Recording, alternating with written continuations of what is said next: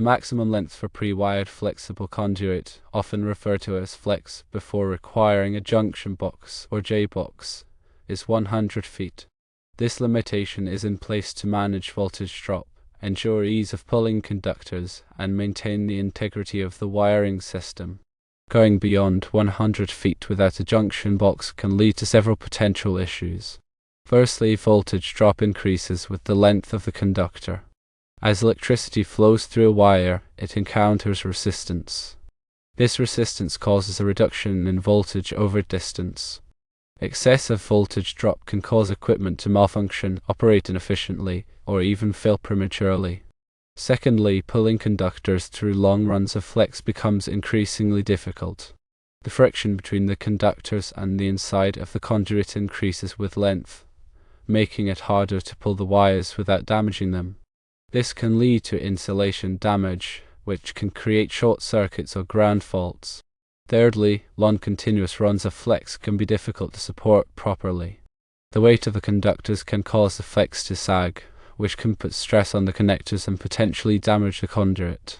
Junction boxes provide a convenient location to break up long runs of flex, allowing for easier pulling, better support, and reduced voltage drop.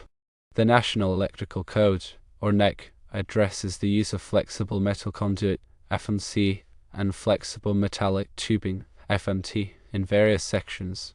Although the 100-foot rule isn't explicitly stated as a universal maximum length for all applications of flex without a junction box, it's a practical limit based on common electrical engineering principles related to voltage drop and wire pulling. Always consult the latest edition of the NEC and local electrical codes for specific requirements and interpretations in your jurisdiction.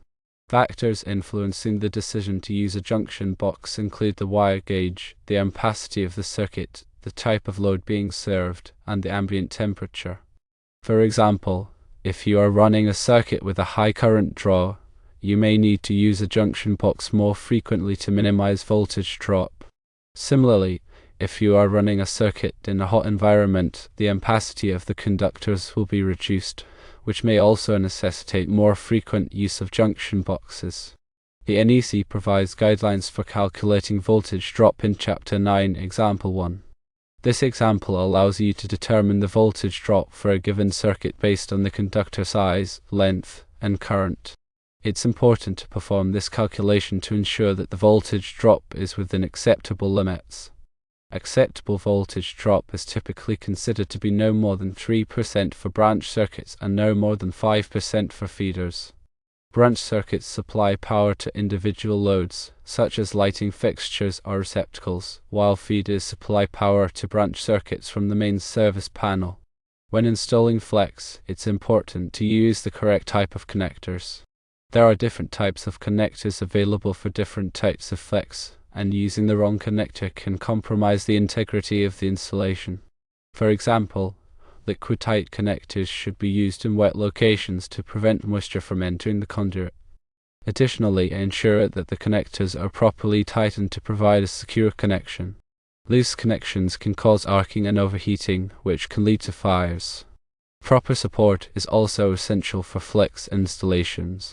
The NEC requires that flex be supported at intervals not exceeding 4.5 feet and within 12 inches of boxes, conduit bodies, or fittings. This support prevents the flex from sagging and protects it from physical damage. Various types of supports are available, including straps, clamps, and hangers. When selecting supports, make sure they are compatible with the type of flex being used. In industrial settings, where there may be exposure to corrosive substances or extreme temperatures, it's important to choose flex and connectors that are suitable for the environment. For example, PVC-coated flex and stainless steel connectors may be necessary in corrosive environments. Similarly, high-temperature flex may be required in areas with elevated temperatures. Proper grounding is also crucial for safe electrical installations. The NEC requires that all metal enclosures, including flex conduit, be properly grounded. Grounding provides a path for fault current to flow back to the source, which helps to trip the circuit breaker and prevent electrical shock. Grounding can be accomplished by using a separate grounding conductor or by using the metal conduit itself as the grounding conductor. However, if the metal conduit is used as the grounding conductor, it must be properly bonded to all metal enclosures and equipment. When working with electricity, always follow safe work practices. Firstly, to energize the circuit before working on it. Secondly, use appropriate personal protective equipment, such as gloves and safety glasses. Thirdly, inspect all tools and equipment before use to ensure they are in good working condition. Fourthly, never work alone, and always have a qualified electrician supervise the work. Fifthly, be aware of the potential hazards in the work area, such as exposed wires or energized equipment. Finally, follow all applicable safety regulations and codes. Understanding the specific types of flexible conduits is important. Flexible metal conduit, or FMC, is often referred to as greenfield. It is a spirally wound, interlocked metal conduit commonly used for dry locations. Liquor-tight flexible metal conduit, or LFMC, has a waterproof plastic coating over the metal conduit, making it suitable for wet locations. Flexible metallic tubing, or FMT, is a thinner-walled, more flexible type of conduit than FMC. It is often used for lighting fixtures and other applications where flexibility is important. Each type has its own set of installation requirements and limitations, so it's important to choose the right type of conduit for the application. When planning an electrical installation, it's always a good idea to consult with a qualified electrician. An electrician can help you determine the correct size and type of conduit, the appropriate spacing for junction boxes, and the proper grounding methods. They can also ensure that the installation complies with all applicable codes and regulations. It is also very important to remember the fill percentage of conductors inside any conduit. This refers to the amount of space that the conductors take up inside the conduit. The NEC specifies the maximum allowable fill percentage for different types of conduits. Exceeding the fill percentage can make it difficult to pull the conductors and can also damage the insulation. The fill percentage depends on the number of conductors in the conduit and their size. The NEC provides tables in Chapter 9 that can be used to determine the maximum allowable number of conductors in a given size of conduit. These tables take into account the conductor size, insulation type, and conduit type. Proper labeling of electrical circuits is also essential for safety and maintenance. The NEC requires that all circuit breakers and disconnect switches be clearly labeled to indicate the equipment they serve. This labeling helps to prevent accidental disconnection of critical circuits and facilitates troubleshooting.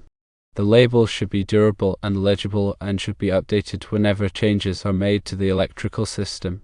Regular inspection and maintenance of electrical systems are crucial for ensuring their safety and reliability. Electrical systems should be inspected periodically to identify any potential problems, such as loose connections, damaged insulation, or overloaded circuits.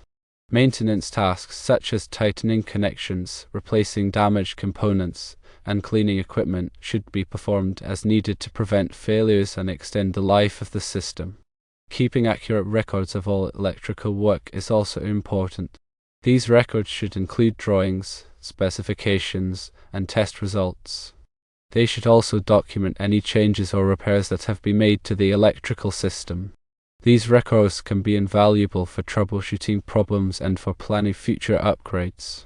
Consider the environment where the flex is being installed. For instance, in areas with exposure to chemicals or extreme temperatures, use appropriately rated flex and fittings. This is especially important in industrial facilities where corrosive substances are present. Also, be aware of any specific industry standards or regulations that may apply to electrical installations in your particular field. Different industries may have different requirements for electrical safety. In healthcare facilities, for example, there are strict regulations regarding the grounding of electrical equipment to prevent electrical shock hazards. Staying up to date with the latest revisions of the NEC and other relevant standards is essential for all electricians. The electrical industry is constantly evolving and new technologies and safety requirements are being developed all the time. The NEC is revised every 3 years, so it's important to obtain the latest edition and familiarize yourself with the changes. Additionally, consider attending continuing education courses and workshops to stay abreast of the latest developments in the field. When working with older electrical systems, it's important to be aware of the potential hazards associated with outdated wiring methods. Older wiring may not be properly grounded, and the insulation may be deteriorated. It's also important to check the ampacity of the wiring to ensure that it's adequate for the current load. If you encounter any problems with older wiring, it's best to consult with a qualified electrician who has experience working with these systems. Remember that the information provided here is for general guidance only, and it's always important to consult with a qualified electrician and follow all applicable codes and regulations when performing electrical work. The NEC and local codes are the ultimate authority on electrical safety, and they should be followed meticulously. Never take shortcuts or compromise safety when working with electricity. The potential consequences of electrical accidents can be severe, so it's always best to err on the side of caution. If you are unsure about any aspect of an electrical installation, seek the advice of a qualified electrician. They can provide you with the expertise and guidance you need to ensure that the installation is safe and compliant. And remember, safety is always the top priority when working with electricity. In summary, while a strict 100-foot rule isn't explicitly mandated in every NEC application for flex without a junction box, understanding the principles of voltage drop, wire pulling ease, and support requirements makes it a practical guideline. Always prioritize consulting the latest NEC edition and local codes for definitive rulings, considering factors like wire gauge, circuit ampacity, and environmental conditions.